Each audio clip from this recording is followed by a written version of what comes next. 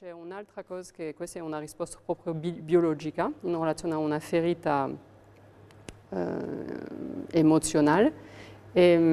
Se nel mondo animale, se un bambino è abbandonato, un cucciolo è abbandonato, è in pericolo, rischia di farsi mangiare in un attimo da un predatore. Dunque il corpo, per salvargli la vita, ha due soluzioni.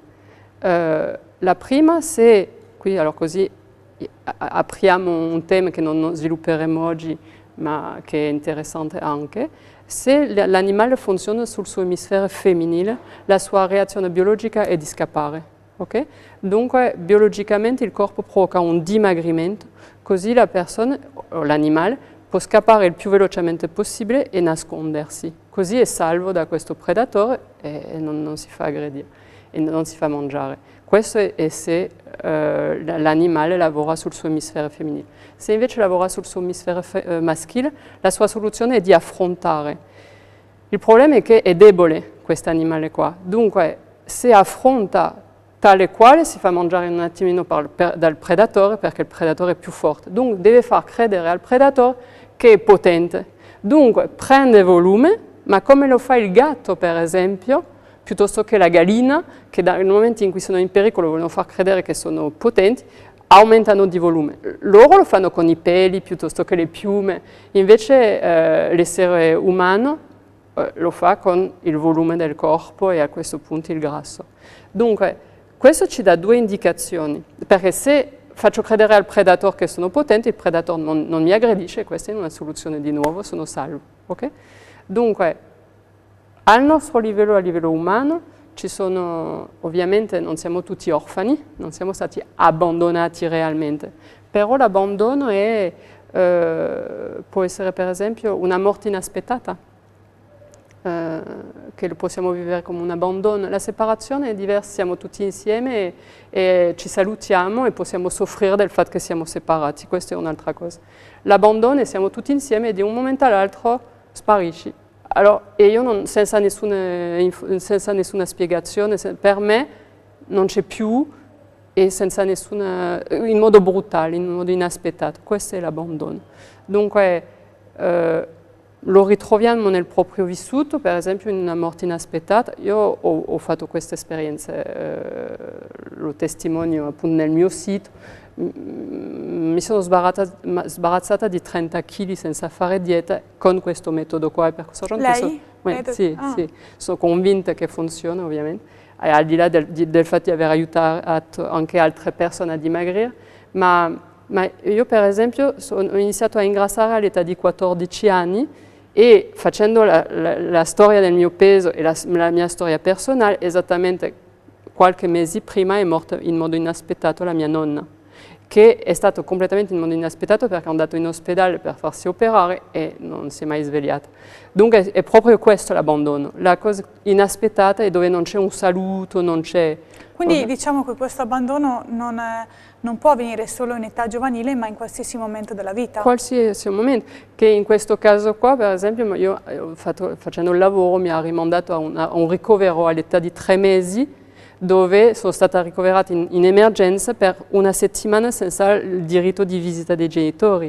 Dunque qui tipicamente c'è da rimettersi nei panni del bambino che è tipicamente l'animale abbandonato con i predatori, perché i camici bianchi che pungono non sono dei medici per il piccolo di 3 mesi, sono dei predatori e si sente in pericolo tremendo.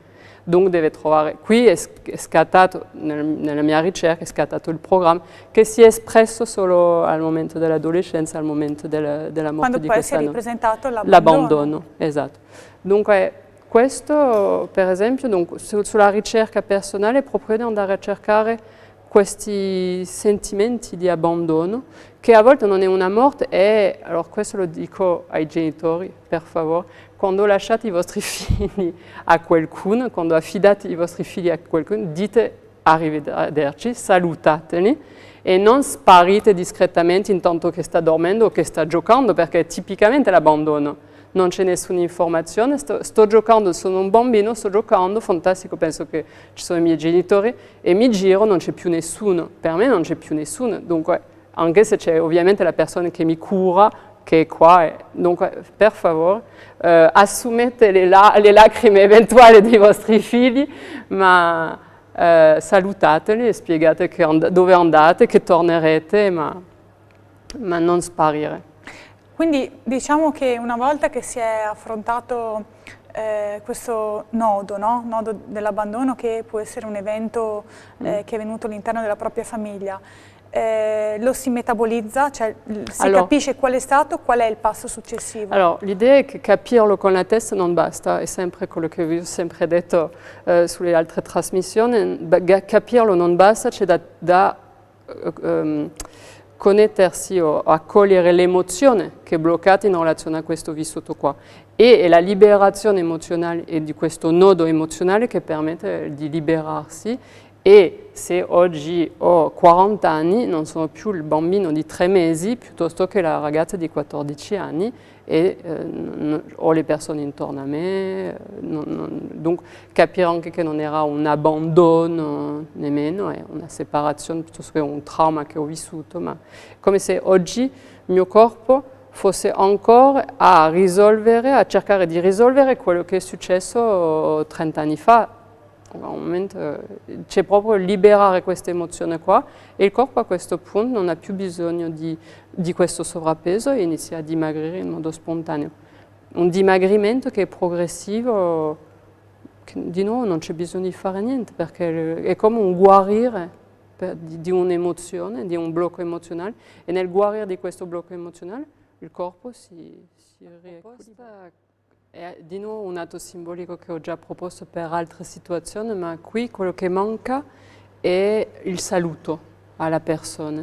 Dunque, se per esempio è in relazione a una morte inaspettata, io propongo di fare una lettera simbolica a questa persona per dirle tutto quello che non abbiamo avuto l'opportunità di dirle.